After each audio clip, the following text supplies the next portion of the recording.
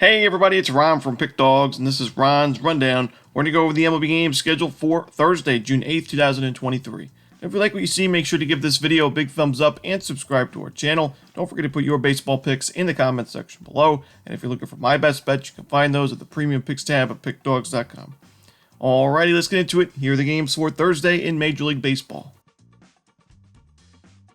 First up, it's the Los Angeles Dodgers taking on the Cincinnati Reds. We're going to see Clayton Kershaw and Graham Ashcraft on the mound in this one. Graham Ashcraft has continued to struggle after a really good start to the season. Just hasn't been the same. Now an ERA at 6.64 overall this year. And in 3 of his last 4 outings, which 2 of those were at Great American, he gave up 7 earned runs or more. A lot of sharp contact, a lot of base hits, home runs, and walks as of late. And now you're facing the Los Angeles Dodgers, one of the tougher lineups in baseball. I do expect Ashcraft to struggle yet again in this game, but I do think the Reds offense will be able to put up a fight like they did in the first game of this series. As you know, Clayton Kershaw, left-handed pitcher, the Reds have actually been pretty solid against lefties this season. They have a pretty good winning percentage against lefty starters this year as well. But overall, in the last 30 days, Cincinnati's top 10 in baseball in team OPS against left-handed pitchers. So I do think Kershaw was better last start against the New York Yankees, but he had a lot of run support in that game. He, before that, gave up 4 earned runs each to the Rays and the Cardinals on the road. We know he's on the road here at a very hitter-friendly ballpark, so I'm going to take the over here in Cincinnati, Los Angeles. Next up, it's the Arizona Diamondbacks taking on the Washington Nationals. We're going to see Merrill Kelly and Josiah Gray as your projected starters.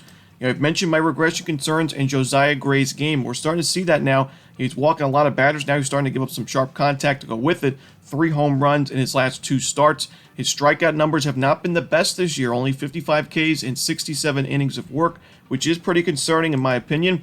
Merrill Kelly is pitching well this season, a 2.8 ERA overall. Even better numbers on the road with 27 2/3 innings away from home with a 1.63 ERA, a low opponent's batting average, and only 1 home run allowed in those innings. The Nationals have certainly improved their game offensively against righties in the last 2 weeks or so, but not really the most powerful lineup. I do think Kelly will pitch well enough for the Arizona Diamondbacks offense to really back him up in a big way. I don't trust Gray, and I don't trust this Nationals bullpen, so give me Arizona on the money line with a little bit of a sprinkle on the run line as well. Next up, we see the Minnesota Twins taking on the Tampa Bay Rays at Tropicana Field. Bailey Ober and Tyler Glasnow are your projected starters. I think we have 2 really good options here on the mound, 2 good starting pitchers. The reason why I wouldn't want to take the under is I also think we have 2 really good lineups, especially, against right-handed pitchers. But I would rather just take the Tampa Bay Rays, who've been so good at Tropicana Field this year. I do think Glasnow is the better starting pitcher, and I think the Rays lineup is stronger as well against right-handed pitchers this year. Tyler Glasnow's first start, at the major league level this season wasn't the best. He went, 3 earned runs in 4 1/3 innings. He had 8 strikeouts though, so he was still missing bats. But then he really bounced back and looked like, classic Glasnow in his last game against the Red Sox. 5 1/3 innings at Fenway Park against a tough team in a hitter-friendly ballpark. Only 1 run allowed with 6 strikeouts in that game, no home runs. The 3 walks a little bit concerning, but I still think Glasnow is going to be good enough here. The Twins do have some strikeout issues. A team that is a very powerful lineup, but can also, swing and miss quite a bit. I think Glasnow will benefit from a matchup like that. I think Bailey Ober will pitch well in this game, but not good enough for the Twins to grab the W. So give me the Tampa Bay Rays here on the money line behind Tyler Glasnow. Next up, we see the Baltimore Orioles taking on the Milwaukee Brewers. Kyle Bradish and Colin Ray are your starters. To be honest, I don't have a ton of faith in either of these starting pitching options in this game, but I do think the Orioles have the superior bullpen and the better lineup as well. So at a pretty good price on the road where the Orioles have been very profitable this season, I'm willing to take Baltimore on the money line. In the last 30 days, the Brewers bullpen a 4.36 ERA compared to the Baltimore Orioles at 3.46. So we know Baltimore has the advantage there. In the expected numbers, Baltimore is superior. Colin Ray is also, I do think Kyle Bradish is a slightly better option than Colin Ray on the mound in terms of the starting matchup. We've seen Ray in his last 11 innings of work give up 3 home runs and 7 earned runs to the Giants and the Reds. I don't love the fact that he doesn't really miss a lot of bats. He does have some issues giving up some sharp contact as well. And like I said, the Orioles, the better lineup. They're a profitable dog on the road this year. I'm going to take a shot with them here on the money line. Next up, we see the San Francisco Giants taking on the Colorado Rockies. We're going to see Alex Cobb and Chase Anderson as the projected starters for now, but there is no official lineup for this game, so we could see a pitching change. I know Alex Cobb has struggled a little bit on the road this year, and he struggled at Coors Field last season against Colorado. But we also know, Alex Cobb pitched against the Padres in the Mexico City series where he had to pitch in altitude even steeper than what we see at Coors Field. So he has experience there, and he actually pitched pretty well in that game, as well as you could against San Diego. 5 innings, only 3 runs, and 7 strikeouts. You'll take that all day in a series like that, where the first game, I don't even remember what the final score was, but I think there was 25-plus runs scored in that game. So Cobb, although he hasn't been as good on the road as he has been at Oracle Park, I think he'll be good enough here for the Giants bats to back him up, as Chase Anderson has some major regression concerns in his game. Doesn't miss a lot of bats. We even saw in his last game giving up 2 home runs to the Kansas City Royals. Sure, he's got that 1.69 ERA, but I don't think it's going to last very long. We saw the Giants in the first game of this series show up in a big way offensively. They're hitting righties better than they've hit lefties this year, and I like their chances against Chase Anderson. So give me the San Francisco Giants on the run line, laying the 1.5 runs. Next up, it's the Toronto Blue Jays hosting the Houston Astros. We're going to see Framber Valdez and Jose Barrios on the mound in this one.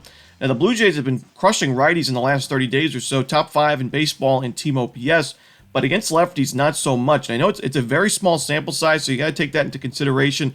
The fewest amount of plate appearances against lefties in all of baseball, but also the lowest team OPS and isolated power in all of baseball against those lefties. A low strikeout rate for Toronto, so, a low BABIP. They should be able to expect some positive regression going forward, but this is still a tough matchup when you're struggling against lefties and you're facing one of the better lefties in the American League in Framber Valdez, who's got a 2.16 ERA this season, coming off another really good outing against the Angels. 7 innings, 7 strikeouts, no earned runs, and another Astros win. He's been a winning machine lately for this Houston team. 5 straight wins on the money line for Houston when Framber has started, and a lot of those wins on the run line as well.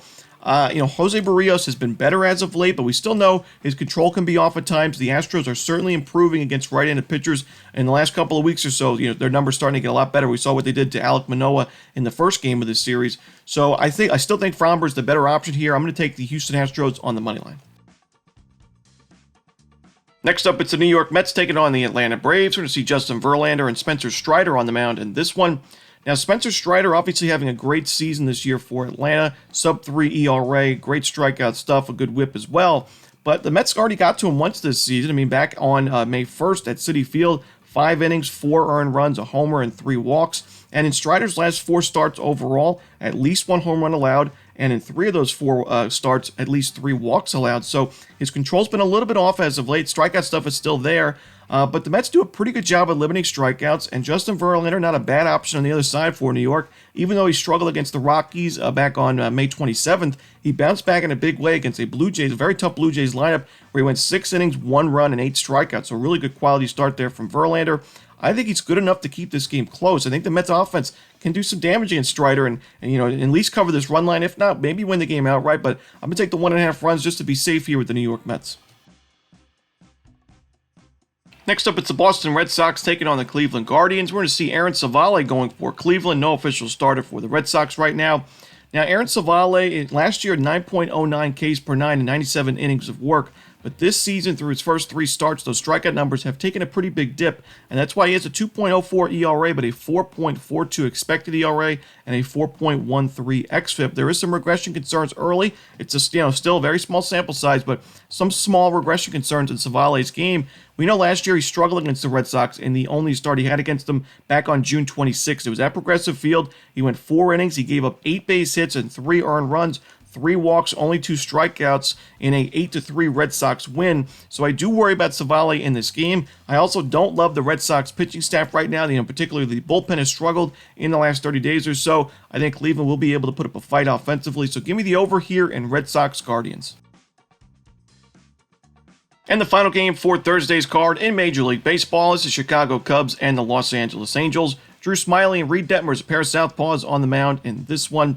Now, I'm going to take the over in this game. You got 2 teams that are hitting lefties pretty well in the last month, and 2 lefties that aren't in the best of form going into this game. Drew Smyly, his last 2 starts, which span about 10 1/3 innings of work, 8 earned runs, a home run, and 5 walks, and 14 base hits, and 2 Cubs losses, 6-0 and 8-5.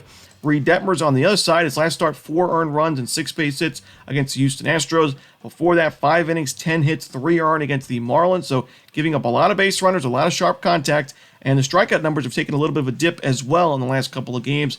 Like I said, both teams hitting lefties well. Two bullpens that are not really my favorite to back. I'm going to take the over here in Los Angeles, Chicago to end the night. And that's it. Those are the games for Thursday in the MLB. Hope you enjoyed this video. If you did, don't forget to hit that like button and subscribe. And don't forget to put your baseball picks in the comment section below. Again, if you're looking for my best bets, you can find those at Pick Dawgz Premium. As always, this is Ron Romanelli. Good luck.